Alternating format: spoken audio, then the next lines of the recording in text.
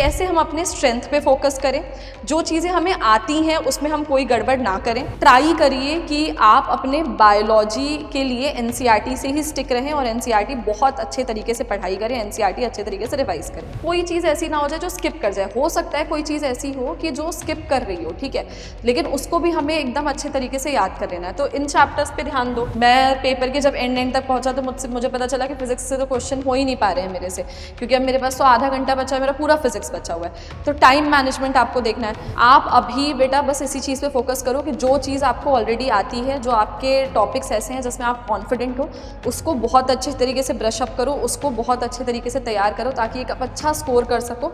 Hello students, I hope आप सब अच्छे होंगे और आपका प्रिपरेशन बहुत अच्छा चल रहा होगा। So we all know that only 10 days are left for our re-NEET examination and अभी बहुत ज़्यादा ऐसा लग रहा होगा कि लास्ट मोमेंट पे ऐसे क्या कर लें कि हम सारी एक्स्ट्रा चीज़ें भी पढ़ लें और जितनी हमारी पुरानी चीज़ें हैं उनको कलेक्ट भी कर लें और एक बहुत अच्छा स्कोर ले आ पाए, है ना। तो हम आज वही डिस्कस करने वाले हैं कि इन लास्ट के 10 डेज में ऐसी क्या क्या चीज़ें करें कि हम एक बहुत अच्छा स्कोर भी स्कोर कर पाएँ और हम पैनिक भी ना करें उस दिन, है ना। तो let's discuss about our 10 day strategy for re NEET examination.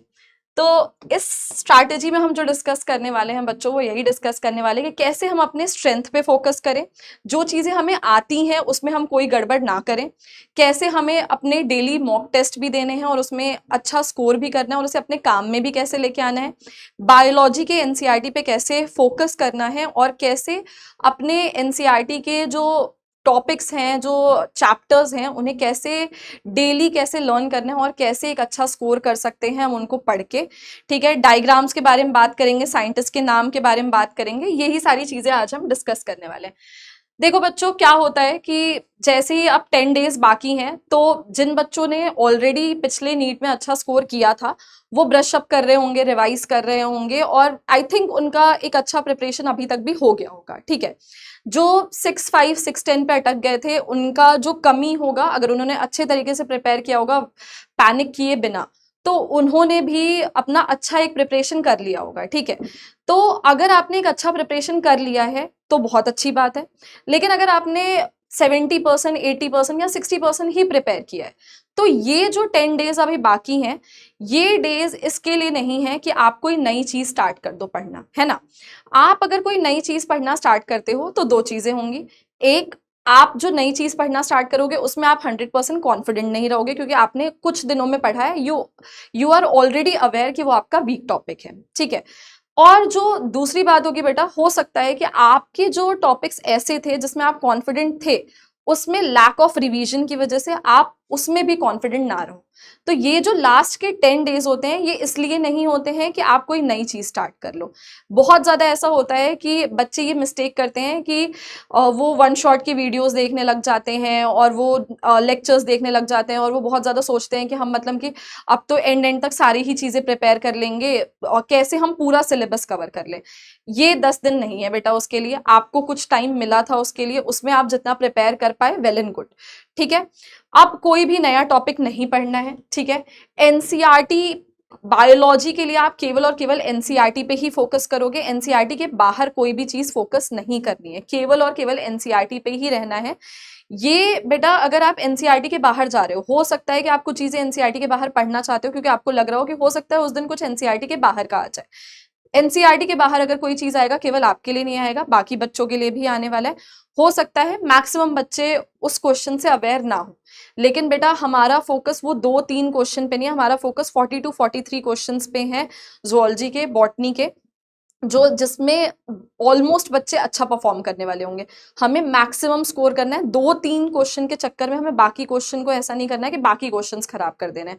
तो ट्राई करिए कि आप अपने बायोलॉजी के लिए एनसीईआरटी से ही स्टिक रहें और एनसीईआरटी बहुत अच्छे तरीके से पढ़ाई करें, एनसीईआरटी अच्छे तरीके से रिवाइज करें।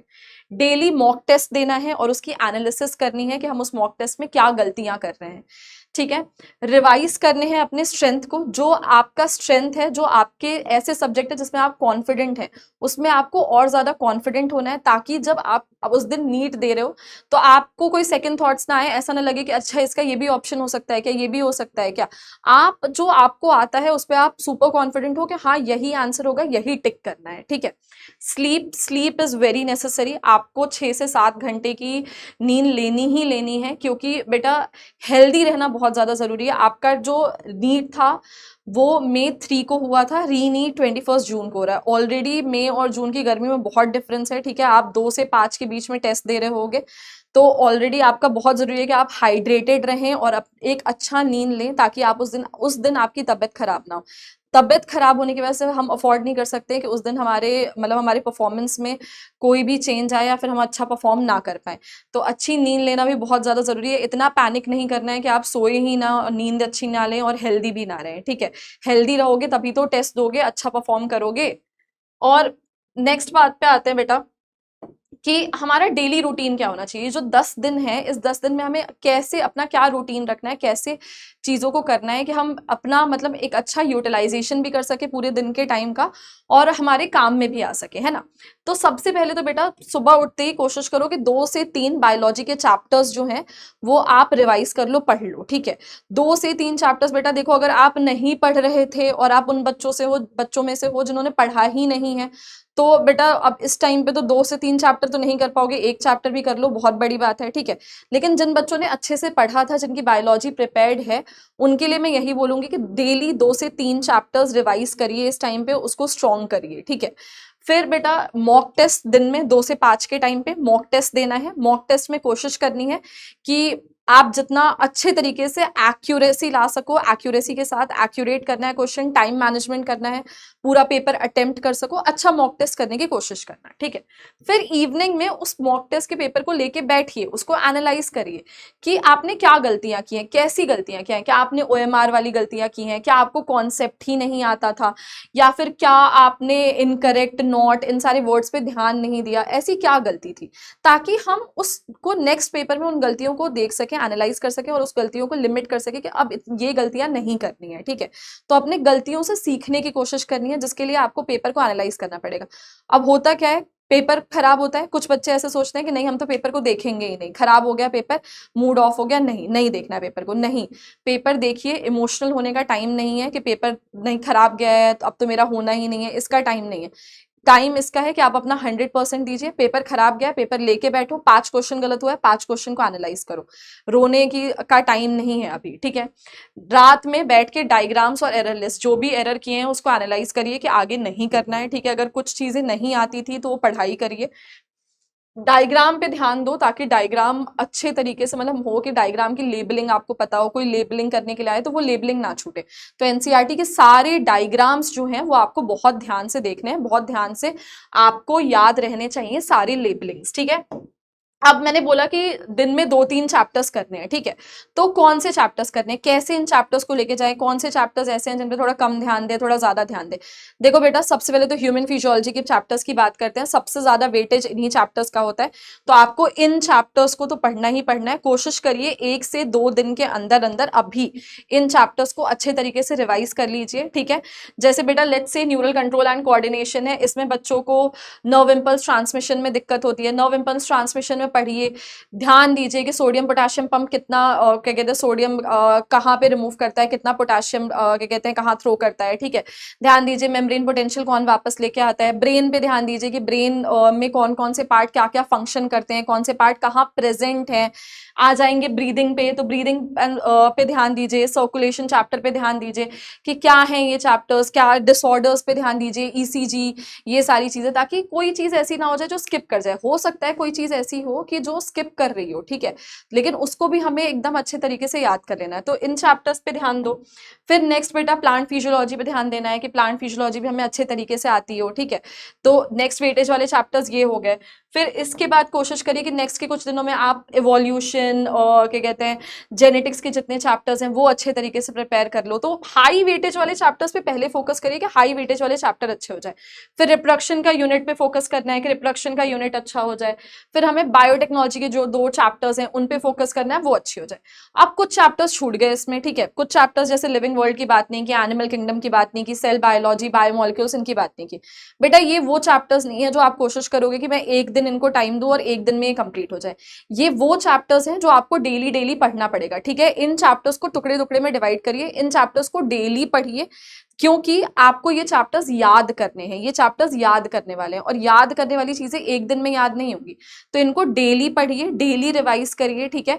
याद करने की कोशिश करिए, एनिमल किंगडम के एग्जाम्पल्स, प्लांट किंगडम के सारे याद करने की कोशिश करो। डेली याद करोगे, 10 दिन में अगर बार बार बार बार याद करने की कोशिश करोगे, याद हो जाएगा। तो इनको टुकड़े टुकड़े में डिवाइड करिए, जैसे किसी को प्लांट किंगडम ज्यादा अच्छे से याद होगा, किसी को एनिमल किंगडम। जो थोड़ा कम याद है उसको अभी से शुरू कर दो, जो ज्यादा अच्छे से याद है उसको थोड़ा लेटर टाइम पे थोड़ा याद करने की कोशिश करना, ठीक है। फिर आगे बात करें तो आगे बेटा फाइनल रिवीजन, लास्ट के दिन पे पूरा रिकलेक्ट करना है, पूरा रिवाइज करना है। जो भी लगे ऐसे कि कुछ जब आप रिवाइज कर रहे हो ना, उसी टाइम पे लिख दो कि यार मैं थोड़ा ना इस पोर्शन पे अभी भी श्योर नहीं हूँ, ठीक है, ये वाला पोर्शन मेरा अभी रिवाइज करते टाइम अटक रहा था, ठीक है। तो उसको फिर से एक बार रिवाइज कर लेना है लास्ट के दिनों पे, और एकदम श्योर हो जाना है कि यार मेरा बायोलॉजी एनसीईआरटी के लेवल पे तो पूरा अच्छे तरीके से तैयार है ही। तो एनसीईआरटी के लेवल पे आप अपना बायोलॉजी बहुत अच्छे से तैयार रखिए। Next and very important thing, आपको अपने मॉक टेस्ट की एनालिसिस करनी ही करनी है। मॉक टेस्ट बस दे के ऐसे जाने नहीं देना है, या फिर इमोशनल होके नहीं बैठ जाना है कि यार मेरा तो अभी भी 550 स्कोर आ रहा है, मेरा तो कुछ नहीं होना है, हो ही नहीं सकता है मेरा, ये सब काम करने की जरूरत नहीं है। मॉक टेस्ट में बेटा देखो, मैंने बोला नई चीज नहीं शुरू करनी है, ठीक है, लेकिन कुछ तो ऐसी चीज होगी ना कि जो मतलब कि आप मॉक टेस्ट में गलत करके आओगे, ठीक है। लेट्स से आपने ज़ूलॉजी में 5 क्वेश्चन गलत कर दिए, बॉटनी में 5 क्वेश्चन गलत कर दिए, बैठिए उन 5 क्वेश्चंस को लेके।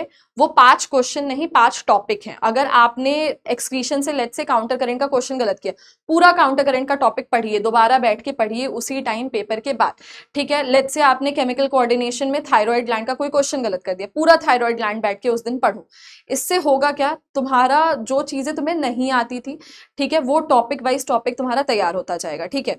और किसी भी चीज को ऐसे नहीं लेके चलना है कि लेट्स से तुमने आंसर देख लिया कि अच्छा इसका तो ऑप्शन थर्ड था, और फिर तुम्हें अरे हाँ हाँ हाँ ऑप्शन थर्ड था, ये मैंने क्या गलती कर दी।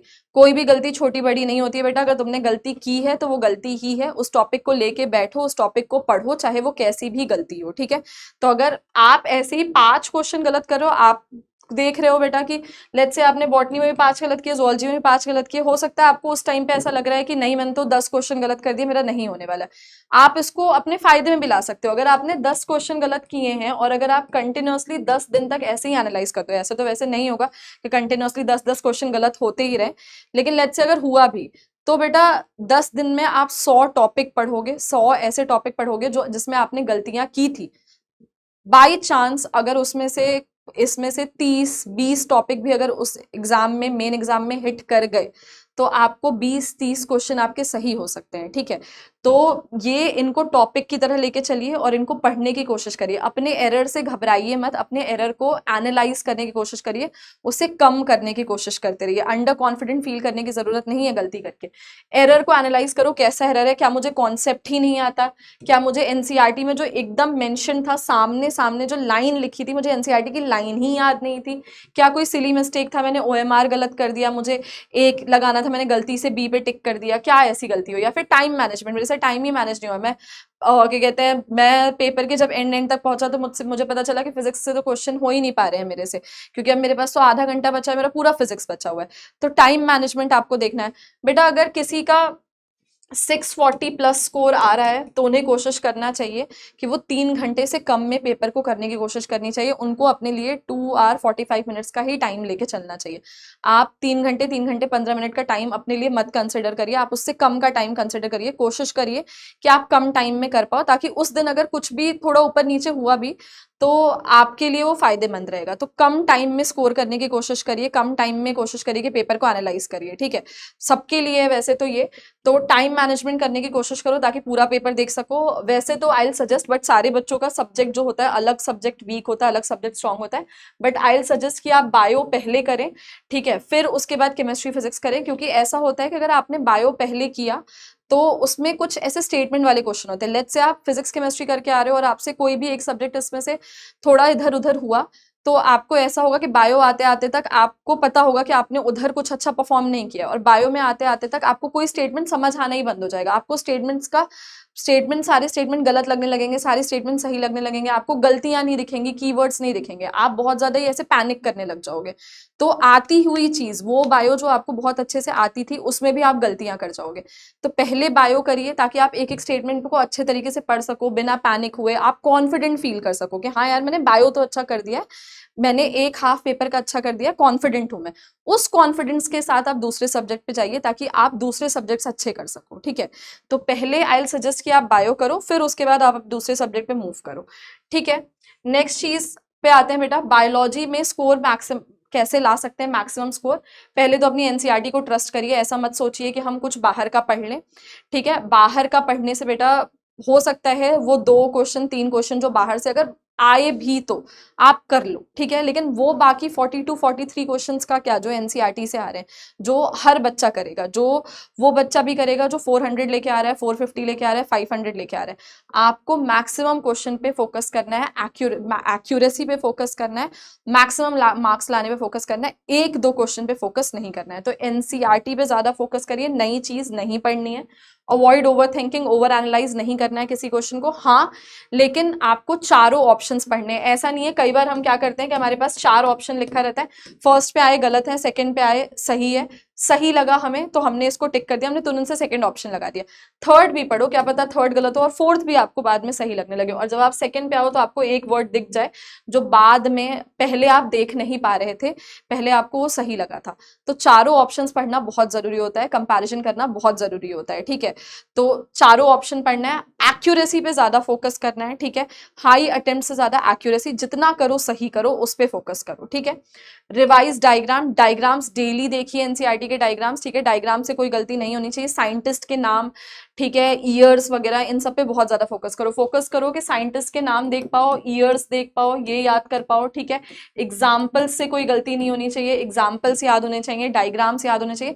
कुछ चीजें बेटा जैसे क्राई 1 AB, क्राई 1 AC, ये सारी चीजें बच्चे भूल जाते हैं, ठीक है। तो जो पता ही है कि हम भूलने वाले हैं, उस पर और ज्यादा फोकस करो, उसे बस कुछ दिन और है, कुछ दिन और रिटेन रख लो, कुछ दिन और रिटेन करने की कोशिश करिए उन चीजों को, ठीक है। एग्जाम के दिन का माइंडसेट क्या रहना चाहिए आपका, जब भी आप कोई मॉक टेस्ट दे रहे हो, आप बस ऐसे सोचो कि मैं अभी तो इसको रिवाइज ही कर रहा हूँ ना, अभी कम आया भी तो क्या हो गया, ठीक है, कोई बात नहीं है, कम आया भी तो कोई दिक्कत नहीं है, ठीक है। एनसीईआरटी काफी है, एनसीईआरटी पे रहिए, एक्यूरेसी लेके आइए, ठीक है। मॉक टेस्ट को लेके आप उसको एक एनालिसिस का तरीका बनाइए अपने मॉक टेस्ट को, उसके ऊपर इतना उसको अपने रियल नीट एग्जामिनेशन से कंपेयर करने की जरूरत नहीं है आपको, ठीक है। तो ऐसे आप करेंगे ये सारी चीजें तो बहुत अच्छे तरीके से परफॉर्म कर पाएंगे, ठीक है। आप अभी बेटा बस इसी चीज पे फोकस करो कि जो चीज आपको ऑलरेडी आती है, जो आपके टॉपिक्स ऐसे हैं जिसमें आप कॉन्फिडेंट हो, उसको बहुत अच्छे तरीके से ब्रश अप करो, उसको बहुत अच्छे तरीके से तैयार करो ताकि एक अच्छा स्कोर कर सको और एग्जाम में आप कॉन्फिडेंट हो, ठीक है। आपने जिन बच्चों ने ऑलरेडी 650+ स्कोर किया हुआ था, वो ऐसा नहीं है कि उस दिन ब्लैंक हो जाएंगे, ठीक है। लेकिन अगर आप पैनिक करोगे तो आप ब्लैंक होगे, ठीक है। पैनिक करने की कोई जरूरत नहीं है, आपको ऑलरेडी आपको नॉलेज है, इन्फॉर्मेशन है, वो कोई नहीं आपसे छीनने वाला है, ठीक है। तो पैनिक करने की कोई जरूरत नहीं है, ठीक है। जो बच्चे इससे कम लेके आए थे उनको भी पैनिक करने की जरूरत नहीं है, आपने बहुत प्रिपेयर किया हुआ है, ठीक है। तो जो आता है, जितना आता है, उस पर कॉन्फिडेंट रहिए, अच्छे तरीके से खाओ पियो, बाहर का कुछ नहीं खाओ पियो, हेल्दी रहिए, एक अच्छा डाइट फॉलो करिए, हाइड्रेटेड रहिए और एक अच्छा नींद लीजिए, और बिल्कुल भी ओवर थिंक करने की जरूरत नहीं है, पैनिक करने की जरूरत नहीं है। आपने 100% दिया है, प्रिपेयर किया है, हार्डवर्क किया है, ठीक है। बस उसी कॉन्फिडेंस के साथ जाओ कि हार्डवर्क किया है, जितना था तुम्हारे हाथ में उतना तुमने किया है, अब बस पेपर देने जाइए, आई नो आप बहुत अच्छा करेंगे। ऑल द बेस्ट बच्चों।